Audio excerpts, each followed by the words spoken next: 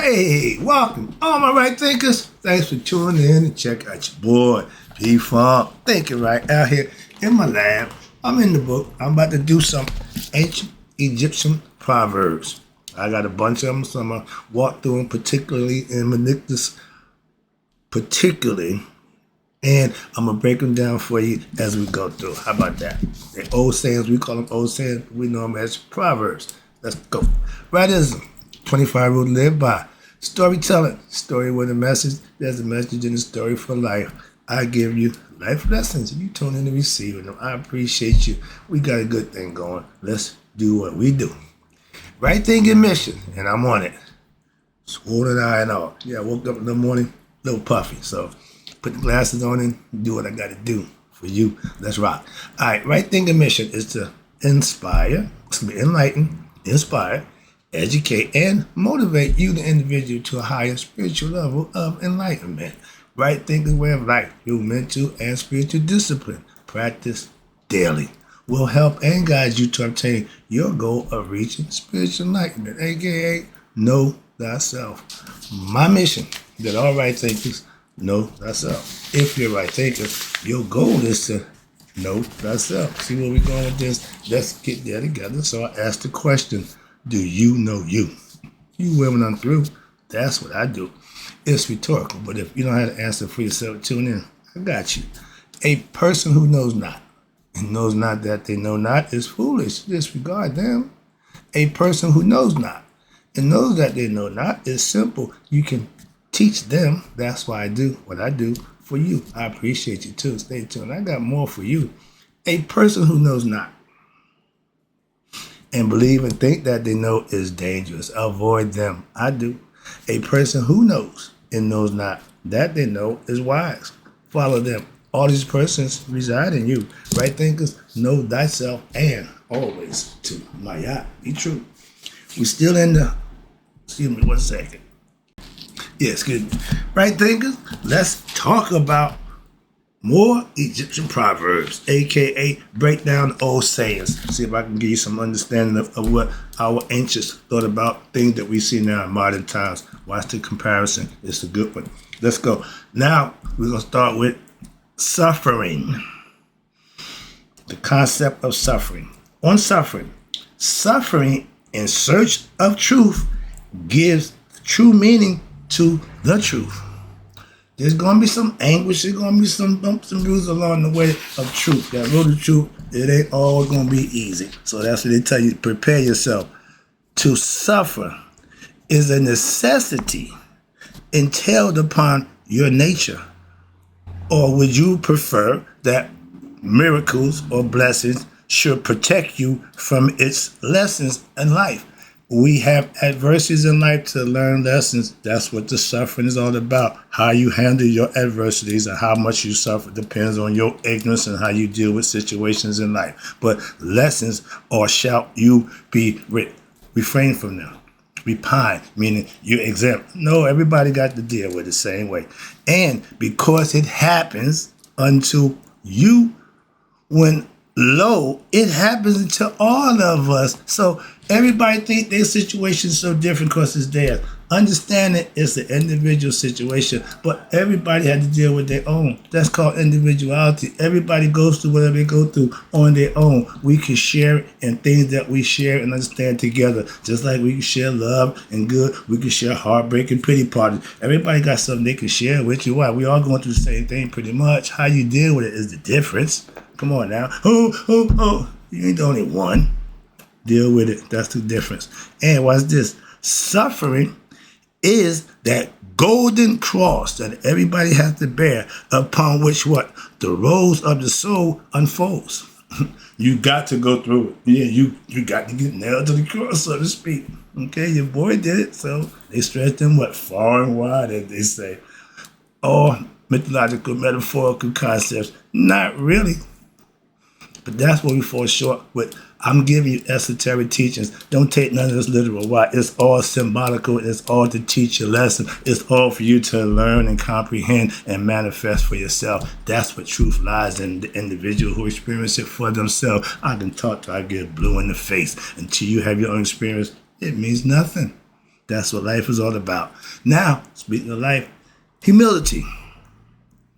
A lot of us go through life, but see, life will humble you.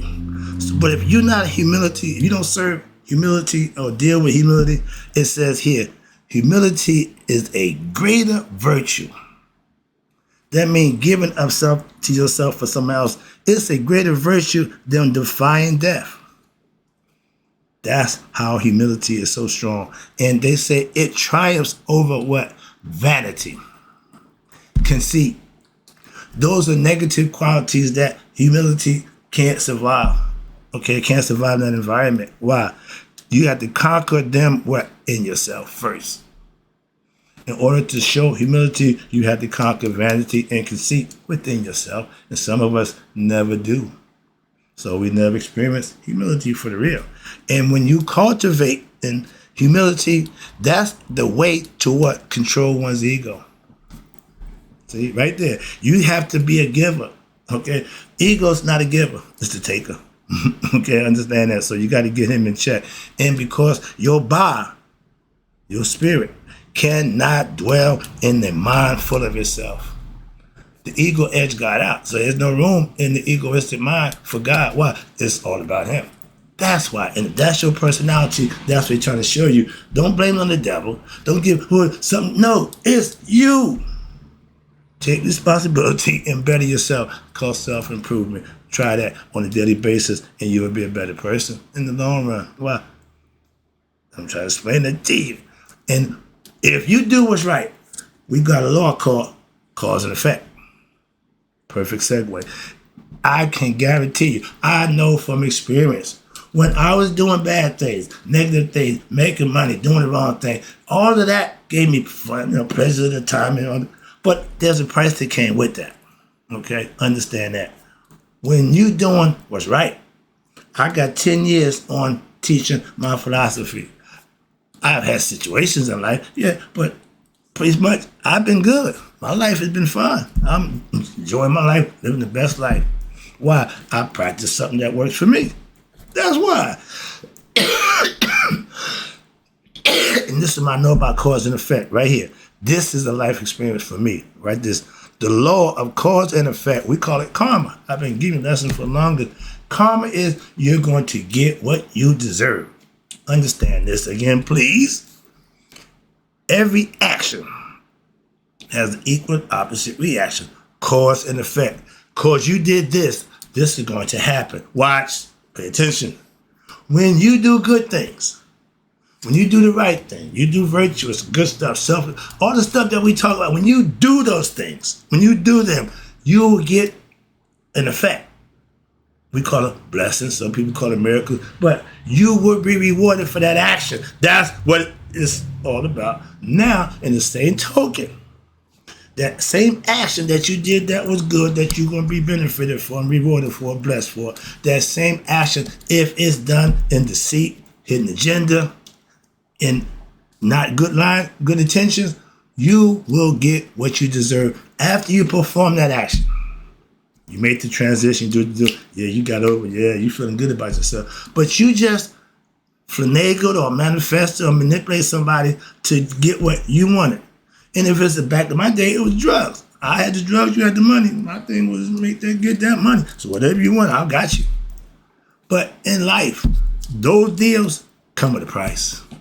That's the cause and effect that you can't get around. I don't give a damn what it is in life. Don't make a difference. Good, bad, and different. But I just gave you a breakdown of good and bad. I experienced them both. I prefer the good. That's why I'm doing it right now. That I don't subscribe to. Why? That don't get you nothing. Trust me on that one. Okay, that I'm trying to explain from experience. Karma. When you do something that you think you got away with, that's karma, okay? You're going to get what you deserve for that action. And if the action that you're doing rewarded by blessings, that's exactly what you'll get.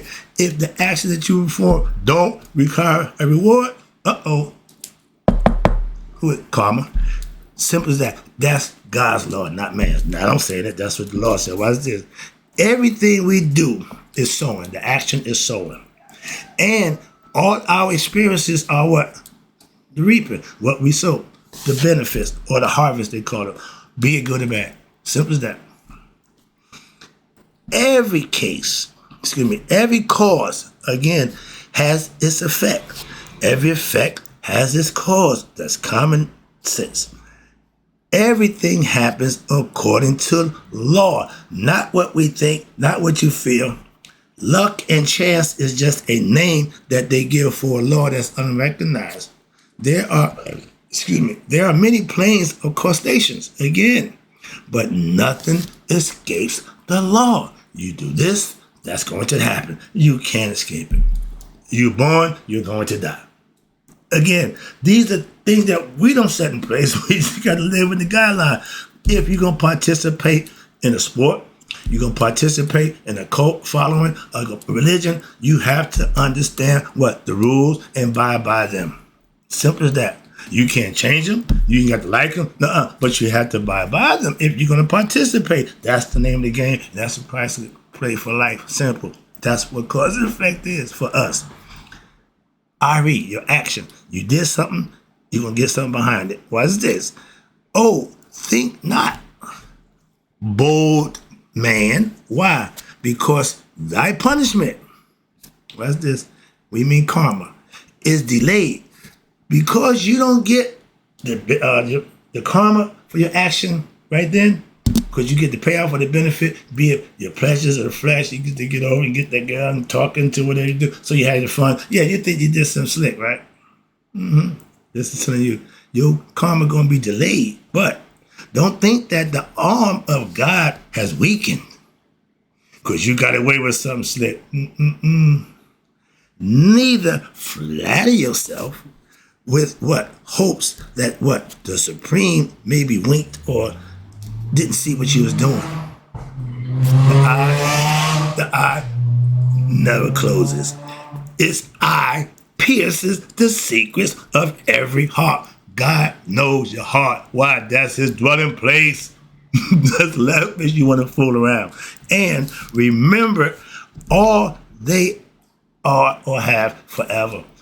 This is the record. That's why Judgment Day, that's what they want. This. Why? It keeps track of all your intentions, all your purpose, all your reason, all your everything. It's stored here, not here. They throw this away. Why? It's useless. There's a one-shot deal. It come with the body. And if you don't use it the way it's intended to its potential, you lose it. Something like that. God give gifts. It ain't up to him that you use them. You got to cultivate the gifts that you got to make it benefit or pay off for you. And the main gift you want is what? Knowledge of self. I want to be good. No. I want knowledge of self. Moving on. I'm with Solomon on that one. Grant me wisdom. Why? I can take it from there. Moving on. When you can think, you can do a lot of things. Moving on. Now, let's talk about, some people who are what? Moody or depressed. If you let your emotions, most people decide their whole day about how they wake up, how they feel what the hell is that? And that's how some people's days get ruined. Why? Because they're in a good mood, all of a sudden don't go their way. Now their day is ruined because their mood swings or they're depressed. So they want everybody to feel bad. Woe is me, pity parties. I don't socialize. I don't go to pity parties. Okay. But to change your mood or your mental state, that's what it's all about because the mind controls it. But you have to change your vibrational state, change how you feel. Again, if the mood is somber, you down. Some people just hype all the time. They're ready to go. Yeah, that's energy. And if it's put in a positive direction, it will serve them well. If not, it's like a scatterbrain. They're all over the place. Everybody, I'm really tired of that nonsense. But you got to be able to control and harness everything that you got going on within yourself. But now, to destroy any undesirable rate of mental vibration, negative thoughts, bad thinking. I don't say I don't have bad thoughts. I just block them out. Thoughts come and go.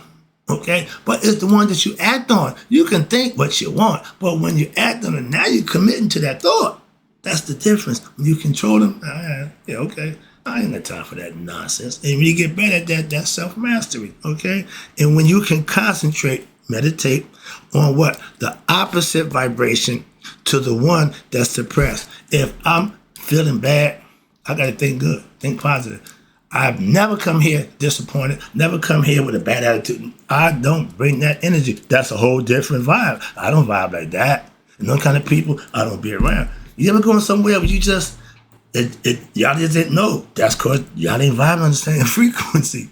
People with low level, they do low level stuff. I'm learning, man. We're the high level people. I need to get more. I just went to church and got my spiritual love on. Why? High vibrational people feeling good about themselves, thinking about God, praising, worshiping God. Not, God, you owe me, you got dime, you owe me, you owe me. That's low level. So avoid them. That's what they try to tell you. And if you let your emotions, they're good servants, but terrible leaders. That's why. Now, what is the source of your sadness? Something that you didn't like. Easy. Something happened to you that you didn't prepare for. Some stuff you don't even control. But feebleness of your mind. That's why. Okay? It's causes sadness. Thinking wrong. And what gives it power? But to want or reason.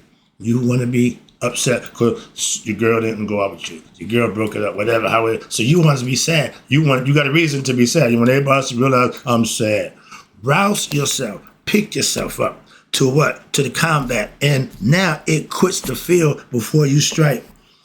If you don't put your heart out in your sleeve, you can't have it broken. If you don't put yourself in a position to be dealt with in a certain manner, you can't be dealt with. Deal with those situations what? Before they happen, not after. Monday morning quarterbacks realized they did wrong on Monday. The game was on Sunday. That's no good. That's my point. Preventive. My man said, well, you should go to the prison and get up the back door of the jail. No.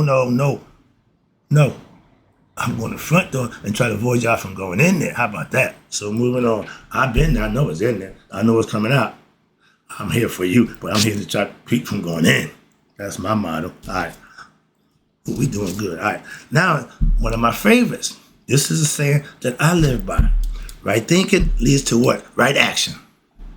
Mayat Mishconnect Yoga, a.k.a. Karma. That's the philosophy that I live by. If you do this, you're going to get that. If you do good, good things will happen. You do sneaky and deceitful things, you're going to get called karma. And you're going to get what you deserve. That life, I don't like the returns on what I deserve. So I stopped doing that.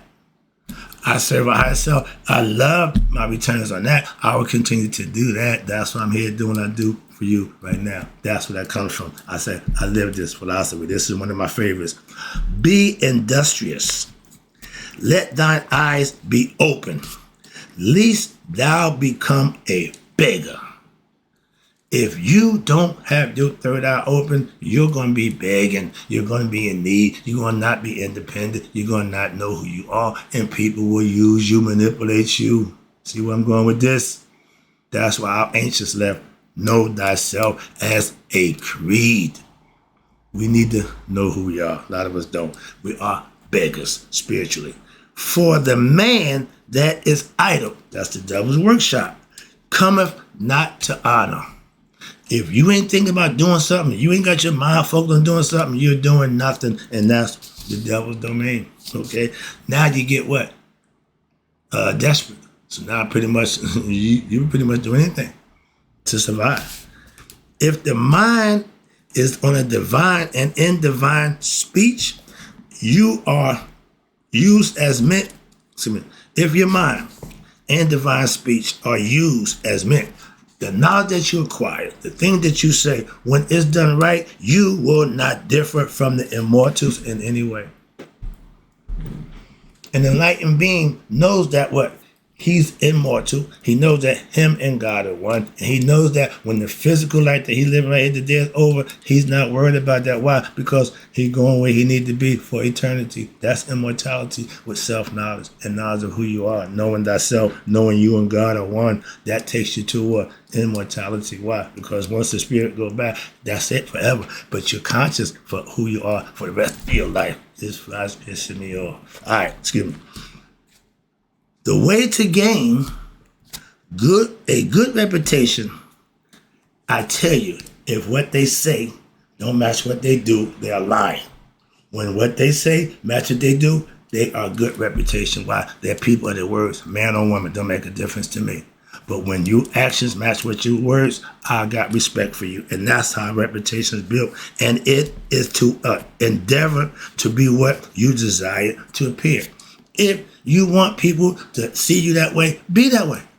Don't talk about it, be about it. And that's how it's done. Seek to perform your duties to your highest and best ability. My mother told me, if you be a shit shoveler, you be the best shit shoveler you can be. I ain't shoveling shit, but I'm doing my best job at getting the information, being the right thing, and teaching you how to know yourself as best I could. How about that? So it carries over. How you want to use it, that's on you, but I use it that way. In this way, well, your actions will be blameless. I don't have no regrets about what I come here to say and do. Why? Because all for intentions are to help somebody else. That's why. So I'm blameless, no stains, pure, okay? There is no life for the soul except in knowing. And no salvation but doing. To know means to do. To do means to experience. That's called gnosis. You know your experience that you have with God is yours, and you can take that to the bank. Stand on it. And you put 10 toes on the table, 10 toes that nonsense. But no, I say steadfast. Own it. I'm established in my philosophy. I'm standing on what I practice and what I believe to be. And I manifest it. So I got the right to do that. If you're a good Christian, Muslim, or Jew, you have the same right. And I respect you for that. That's it. Moving on. Let me wrap this up. I see the clock. And this is my favorites right here. This is what turned my whole life around. Give thyself to God. Keep thyself daily for God. Doing the right thing. Living right. Putting yourself in a position to just help others. And when they need it, that's what you do. Why? Because it's the right thing to do. And you know what? Let tomorrow be as today. I love that. That means I'm going to do what I do, what I'm doing. And guess what? I'll be doing the same thing again tomorrow. Outfit, hoodie might change, but I'll be doing the same thing. What? Giving you information to help you know yourself. That's what I'm here to do for you. And let me wrap this up with one of my favorites that a lot of us need to practice. Listening. I learned most of my life lessons from listening. Okay? You hear first. And the first thing you do about learning is listening. Let's talk about it and I'll wrap it up. Appreciate you tuning in. The lips of wisdom from your elders, in my case, my mom and dad, they are closed. What you mean? Except to the ears of understanding. When he talk, I listen. Okay, why? He's saying something you might want to be hearing. That's why. And if somebody who you don't respect and admire is talking, you could care less what come out their mouth. But the people who you respect and admire, you all ears. Well, you should be. Why? Because they said something you might need to hear. Okay? Now, they who hear are beloved of God. I just talked to my brother. We ain't spoken almost 5 years. Don't worry about it. But guess what? When we talked about the calling from God. He heard his calling in a different way, okay, but he heard it. And I told you, my mom said a few years ago, when she came to my family picnic at my church, so I've been going, she said, those people love you. And she said, I'm glad you listened. Well, when I told her I got the call, I talked to God. To them, that's a calling. Okay. My brother got his. We talked for 2 hours with understanding. Yeah. Made a connection. Oh, now we got a playing field. Now we can play this game of life. And we had a good time talking. That's what you do if you share life. A bunch of nonsense won't get you there. Okay? But yeah, when God called, you should listen. That's what's hearing. Again, you need to listen, not with these ears, the inner ear. Hearing creates goodwill. If somebody's talking to you inside you, that means, well, it's more than one of you in there. Get the concept? Okay. Hearing the voice of your father, mother, aka God, requires for you to what? Silence. Still yourself of the body and of the mind. Your undivided should be given to your higher self. And if you're in the presence of your parents, that's what your undivided should be going to them. Outside of that, it goes to the higher self, which represents them also, okay? Hearing the words of prudence. If your parents gave you what they thought you needed, that's what you should be taking. Why? They know what's best for you. Even if you don't, they do. And they're only going to do what's best for you. So you have to trust them. And you give heed until their counseling. And what you do, you store them in thy heart. The life lesson I got from my mom and dad, I still practice them to this day. And their maxims are what? Universal. Everybody had the same opportunity. And all your virtues, lean upon them. Why? Because she is the guide and the mistress of human life. Mothers, they're the ones who give us life. They want the best for us, and they are our first teachers. Okay, they nourish us with the nourishing. They nourish us with teaching how to be. All my good stuff I got from my mom. So I look at that as balance. My dad was the bad guy. My mom was the good guy. But that's called balance in life. When you have that, you have a better chance to make better decisions based on what's best for you once you know right from wrong. And now you can be a better person for doing just what's right. That's my lesson. I'll be back. Oh, I got more. I just want to cut it down a little bit, give you a few lessons and bring it back. So I'll be right back with more sayings, more Egyptian selected proverbs. Right thinkers, may you all live to be 100, me 100 miles a day. So I never know my right thinkers have passed away. Get the sayings, understand the sayings, and practice them. They still work.